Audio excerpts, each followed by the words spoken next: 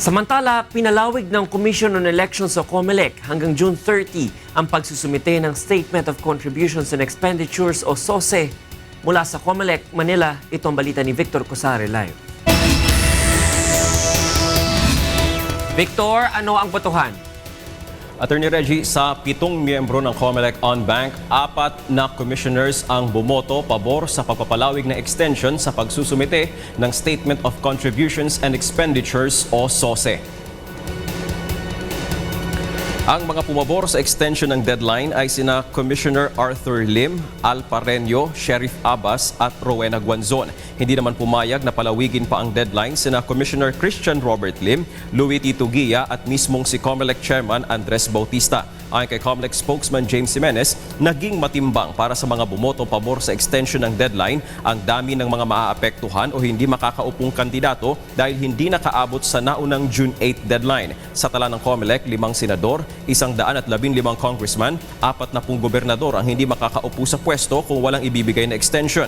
Hindi pa kasama dito ang iba pang mga kandidato na nanalo sa lokal na posisyon. Ayon kay Jimenez, bilang mga halal na opisyal, tila mababaliwala ang mandatong ibinigay sa kanila ng taong bayan kung hindi sila makakaupo sa pwesto dahil lang sa hindi nakapagsumite ng SOSE. Paliwanag din ng tagapagsalita ng COMELEC, aplikable sa lahat ang extension at hindi ito para lamang sa Liberal Party.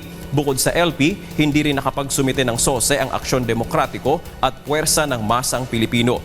Bibigyan ng hanggang June 30 ang mga kandidato at partido upang maisumite ang kanilang SOSE. Ayon pa kay Jimenez, dati na rin ginawa ng COMELEC na pinagbigyan ang hiling na extension ng ilan. Attorney Reggie, kahit tutol naman si Chairman Bautista sa extension, payag naman ito na tanggapin pa rin ng COMELEC ang SOSE ng mga kandidato at partido kahit pasuna ang deadline, subalit pagmumultahin ang mga ito. Attorney Reggie? Victor, ano naman yung sinasabi na mga dahilan kung bakit bumoto against itong sila, yung tatlo, si Lim, si Guia at si Bautista laban doon sa pag-e-extend?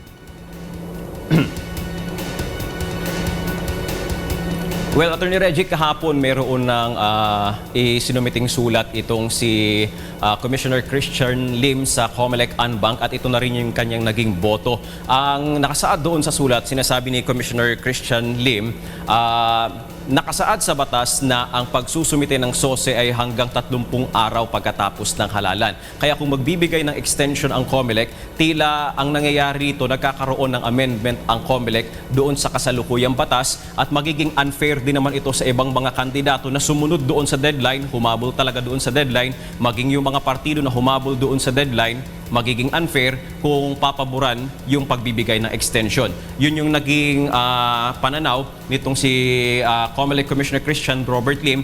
Ang kay Commissioner Louie Guia naman, ang kanyang sinasabi ay, ang naging tanong kasi is kung papabor ba sila sa extension. Ang naging sagot ni Com Guia is hindi siya pabor.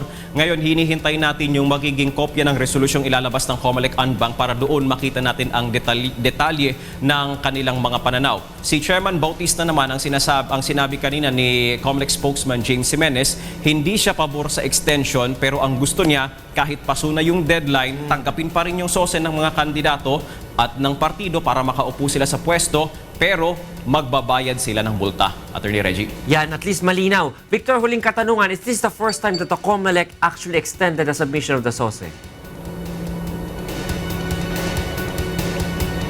Well, ang sinasabi kanina, Attorney Reggie, ni James Jimenez, nangyari na rin ito dati, 2010, 2013, may mga instances din na pinayagan din ng COMELEC na magkaroon ng extension sa pagsusumite ng SOSE.